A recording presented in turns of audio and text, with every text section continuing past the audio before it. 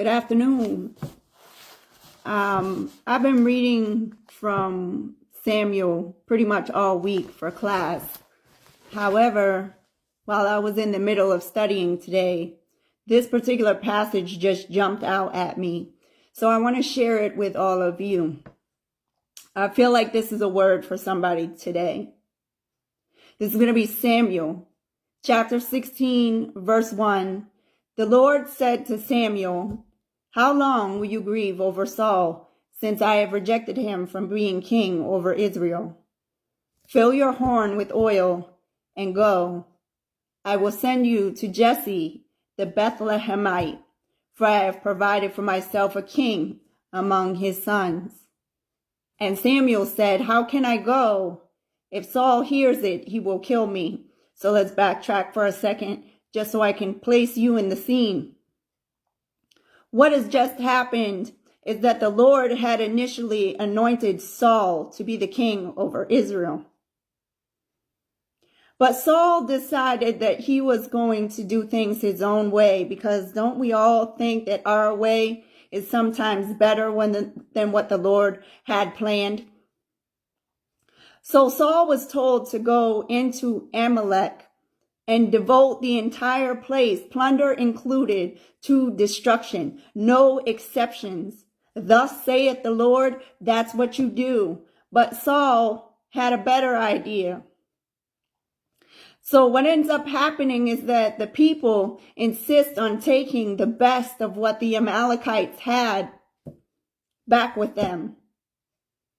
And they also take King Agag and they leave him alive. And so here was Saul, and Saul thinks that he has obeyed God.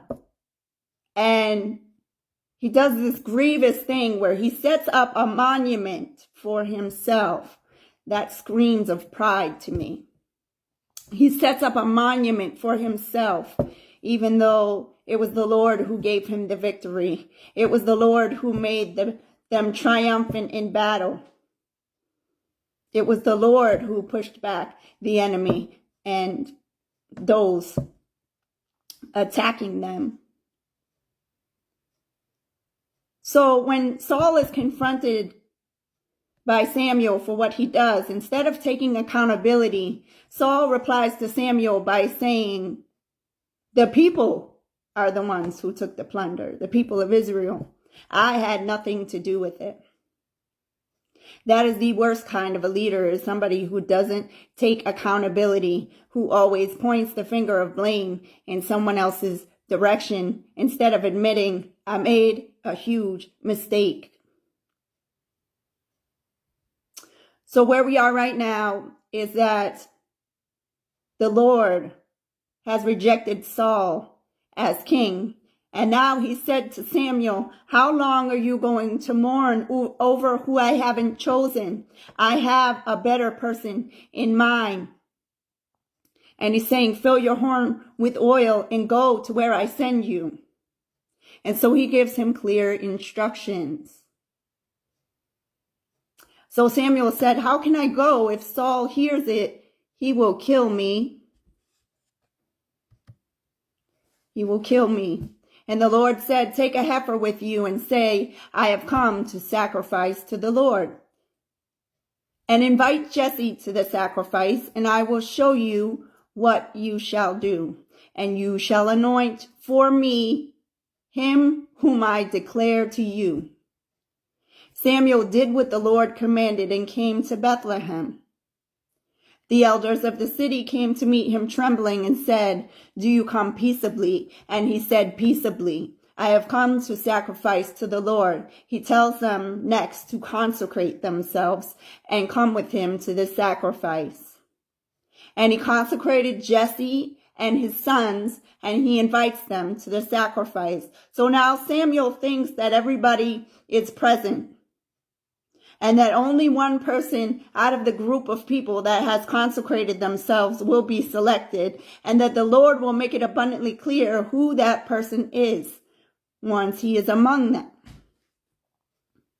Verse 6, when they came, he, meaning Samuel, looked on Eliab and thought, Surely the Lord's anointed is before him. Surely the Lord's anointed is before him. But this is what God responded.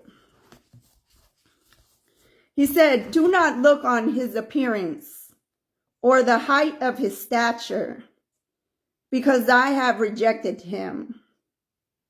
For the Lord sees not as man sees. Man looks on the outward appearance, but the Lord looks on the heart.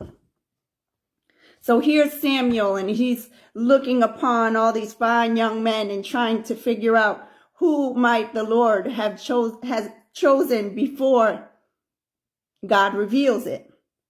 And he looks upon this man Eliab presumptuously and says, surely this is the one the Lord has anointed, because look at him. He looks like a king. He carries himself like a king. He walks like a king. He must be a king. He looks like a warrior. He talks like a warrior. He seems fearless to me. He must be a king. And God says, I have rejected him. And he says, don't look at his outward appearance. This is a word for somebody right now. I want you to hear me. God looks at the heart. God looks at the heart. Not the most likely candidate on paper. Not the one with the most education under their belt. God looks at the heart. God isn't interested in your pedigree or what you've got in your bank account. God looks at the heart. God could care less whether or not you are highly charismatic and know your way around a microphone. God looks at the heart. And he knows what lives there. He knows your inner motives for why you do what you do. He knows whether or not you've started that platform because you want to glorify yourself, or if you're looking to honor and glorify him. He knows whether or not there's selfish ambition in your heart, or if you really care about each individual soul and you want everyone to make it. He knows. God knows your heart. He looks not on the outward appearance. The world looks at the outward appearance. The world looks at somebody in obscurity. The world looks at somebody who doesn't look the part. They don't look like royalty. They don't act like royalty. They don't talk like royalty. There's no way God's going to use them. There's no way God's going to exalt them. There's no way they've been anointed to give God glory. And God says, look again. Because I'm not looking at their outward appearance. I know their heart. I know their faithfulness. I know how their prayers used to be selfish and shallow, but they've come a long way, and I know that their prayers are now selfless. I know how much they mourn and grieve over the condition of humanity. I know their heart. I know what lies in it. He's not looking at your outward appearance. He's not looking at the height of your stature. He's not looking at your position. He's not looking at what the world looks at, because the world looks at how successful somebody is, what kind of car you drive, the clothes that you wear.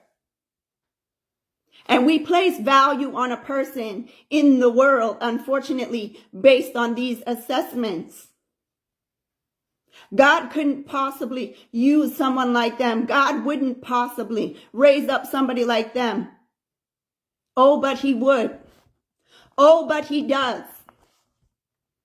And God is about to raise up some unlikely candidates like you've never seen before, just like he did with the Gentiles. Didn't that surprise Israel?